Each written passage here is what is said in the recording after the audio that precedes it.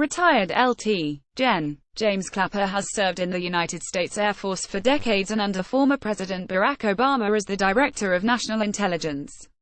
He's not an easily excited man, according to information warfare expert Molly McHugh. But that's exactly what happened Thursday when Clapper discussed President Donald Trump's comments about North Korea. I was really struck when I visited there in November 2014, but the level of paranoia and the siege mentality that prevails in North Korea was overwhelming, Clapper explained. I followed Korean Peninsula since I served there in the mid-1980s and I was really taken aback by the level of the siege mentality and the paranoia that exists there.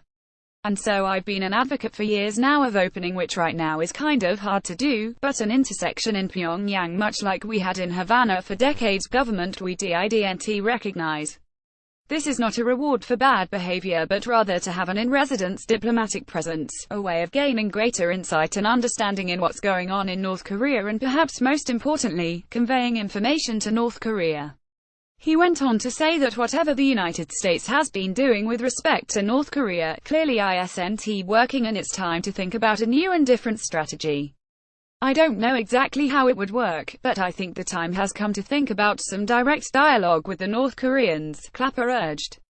It wasn't so long ago that President Trump was saying it would be an honor to meet Kim Jong-un and perhaps a summit that could be brokered by the Chinese.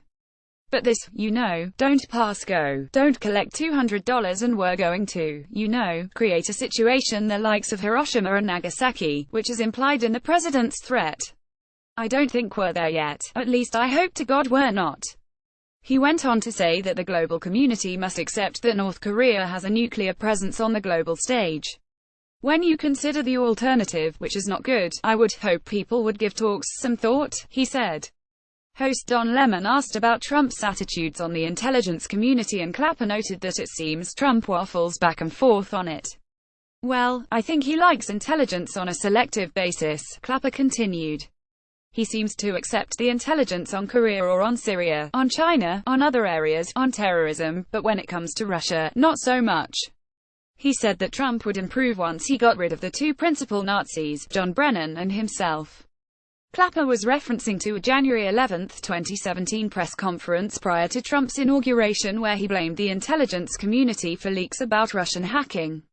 He explained Trump likened he and Brennan to Nazis. Watch below. Shocking James Clapper by Sarah Burris.